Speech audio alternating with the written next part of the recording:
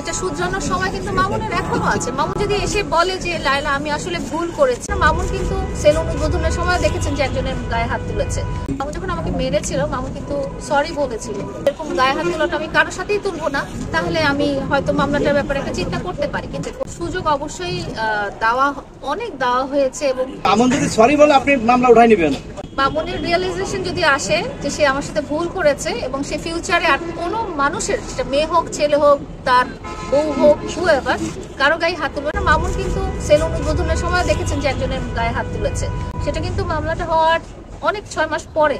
তার মানে তার হাত তোলার অভ্যাসটা ছিল। আপনাদের সাথে একটা যখন আমরা প্রেস কনফারেন্স করলাম ডিজিটাল খবরের অফিসে, তখন আমি এটাই আপনাদেরকে বোঝাতে চেয়েছি যে মামুনের রিয়েলাইজেশনটা আসে না। মামুন মারপিট করেই যাচ্ছে। লায়লা আপু, একটু আগে আপনি বললেন যে ভালোবাসার মানুষ যদি কোনো ভুল করে তাকে শুধরিয়ে আবার নিয়ে আসা উচিত। তার মানে কি আপনি চাচ্ছেন যে মামলা করে তাকে হয়রানি করলে সে আপনার কাছে ফিরে আসবে? না, মামলা করে এক নাম্বার কথা হচ্ছে যে মামলাটা আপনারা জানেন যে আমার দুটো মামলাই কিন্তু জিআর মামলা, হ্যাঁ, এবং এটার জিআর মামলার প্রসেসটা আপনারা জানেন যে এটা হচ্ছে আমি অভিযোগ দিয়েছি। আমার সাথে যে অন্যায় করা হয়েছে, আমাকে যে কষ্ট দেওয়া হয়েছে, এটা আমি অভিযোগ করেছি। এই অভিযোগটা যখন তদন্তে প্রমাণিত হয়েছে তখনই এটা একটা মামলার আকারে ফর্ম হয়েছে। এমন না যে আমি বললাম যে ভাই আপনি এখন একটা মামলা দেন, সেও মামলা দিয়ে দিবে, এইভাবে কিন্তু প্রসেসটা হয়নি। তো অভিযোগ যখন প্রমাণিত হয়েছে তো তার মানে তার তো কিছু দোষ আছে। এবং অবশ্যই আরিফ ভাই, রিয়াজ ভাই ওনারা জানেন মামুন যখন আমাকে মেরেছিল মামুন কিন্তু সরি বলেছিল।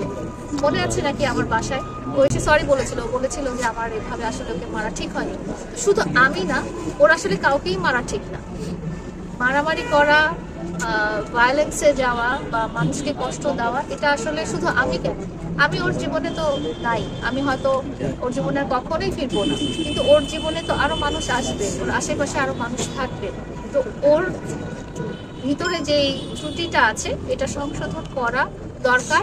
আর আমরা যদি বারে বারে এটা উপেক্ষা করে যাই, ইগনোর করে যাই যে না ঠিক আছে ও করেছে, ও ভুল করেছে, বাট এই ভুলটা সে আগে থেকেও করে আসছে, ওর মারামারির অভ্যাস আগে থেকেও ছিল। তো আমি চাই যে ও যে দেখতে যেরকম সুন্দর, ওর এই ভুলগুলো দূর করে ও ওইরকম একটা সুন্দর মনের মানুষটা। এতগুলো ক্যামেরার মাঝখানে মামুনকে কোনো মেসেজ দিবেন? এতগুলো ক্যামেরার মাঝখানে মামুনকে বলবো যে আমি আপনার কাছে অনেক কৃতজ্ঞ। আপনার হাত ধরে আজকে সোশ্যাল মিডিয়া প্ল্যাটফর্মে আমি এসেছি। এটার জন্য যত রকম ক্রেডিট আছে সব আপনারই প্রাপ্য। আমি সবসময় কৃতজ্ঞ করে স্মরণ করি যে আজকে আমি সোশ্যাল মিডিয়াতে যেখানেই আছি না কেন, আমাকে যেই 2-4টা মানুষ চিনে না কেন, এটা সম্পূর্ণই আপনার জন্য চিনে। এবং আজকের এই সুন্দর একটা টাইমে যদি আপনি উপস্থিত থাকতেন তাহলে এখানে যে এতজন প্রায় 80 জন মানুষের মতো আছেন বা তারও বেশি, তারা সবাই কিন্তু আজকে খুব খুশি হতো। আমি যেটা বলি যে আপনারা হয়তো আমাকে অপছন্দ করেন বা মামুনকে পছন্দ করেন, কিন্তু আপনাদের মধ্যে এমন একটা মানুষও নাই যে আমাদের দুজনকে একসাথে দেখলে খুশি হবেন না, তাই না? সত্যি কি না? 100%-এর ভিতর যদি এখনো জিজ্ঞেস করা হয় আপনি মামুনকে কত পার্সেন্ট ভালোবাসেন, কি বলবেন? ভালোবাসার জায়গাটা আলাদা, ওইটা আলাদা। ওকে আমি কখনো ঘৃণা করি। আচ্ছা লায়লা, আপনি বরাবর মামুনকে আপনি করে বলে যাচ্ছেন। আমরা কিছুদিন আগেও শুনেছি মামুনকে আপনি বাবু ছাড়া কথা বলে। এখনো বাবুই বলবো, যদি সামনে আসে হয়তো। সামনে বিশ্ব ভালোবাসা দিবস আসতেছে, আপনার বাবুর উদ্দেশ্যে কি বলতে চান? কার উদ্দেশ্যে? বাবুর উদ্দেশ্যে। ও কি এখনো আমার আছে নাকি আমি জানি না। ও হয়তো মামুনের উদ্দেশ্যে আপনি কি বলতে চান? ও যে এই যে আছে এবং ওর সাথে আমার যে গ্যাপটা হয়ে গেছে, এর মধ্যে খুব স্বাভাবিক একটা ব্যাপার যে ও কোনো রিলেশনে জড়িয়ে গেছে, তার নতুন কোনো প্রেমিকা হয়েছে বা নতুন কোনো সম্পর্ক হয়েছে। সো আমি আসলে এই জিনিসটা এখন যদি আমি তার ভালোবাসা প্রকাশ করি, তার নতুন সম্পর্কে হয়তো তার গার্লফ্রেন্ড হয়তো রাগ করতে পারে। আপু মনে করেন যে মামুন ভাই আবার সরি টরি বলে আপনার কাছে চলে আসছে, সামনেই তো ভালোবাসা দিবস, তার জন্য নতুন কোনো গিফট দিবেন কিনা বা পরিকল্পনা করেছেন কিনা যে মামুন যদি আবার ফিরে আসে তারে 2025 সালের 14 ফেব্রুয়ারিতে এই ধরনের গিফট করবো? এটা শুধু মামুনের জন্য না, এখন যদি আমি বিয়ে শাদী করে ফেলি, আমার জীবন সঙ্গী যে হবে তার জন্য যে গিফট দেওয়ার, সেটা কি গিফট দিবেন কি একটু বলেন। সেটা ডিপেন্ড করে, সিক্রেট। আচ্ছা আপু একটা ছোট্ট একটা প্রশ্ন করতে চাই, আশা করি প্রশ্নটা পজিটিভলি নেবেন এবং পজিটিভলি অ্যান্সারও করবেন।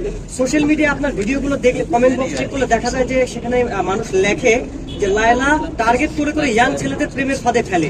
এই বিষয়টাকে আসলে আপনি কিভাবে দেখেন বা এর উত্তরটা আপনি জনগণকে কি দিবেন যারা আপনার ভিউয়ার? আমার প্রেমিক কতজন? এই কমেন্টের উত্তরটা আসলে আমরা জানতে এই চাই। কমেন্টের উত্তরেই আমি, যিনি কমেন্ট করেছেন বা যার মনে এই ধরনের কোয়েশ্চেন জিজ্ঞেস করে এসেছে, মানে আপনারা প্রেমিক কেন? আপনারা আমার পাশে যদি হাজারো ছেলেকেও দেখেন, আপনাদের মনে আপনারা ওভাবেই বলবেন হয়তো মামুনের লায়লা যাচ্ছে বা লায়লার মামুন যাচ্ছে, এভাবে আপনারা অন্য কাউকে কিন্তু আমার প্রেমিক হিসেবে দেখতেও চান না।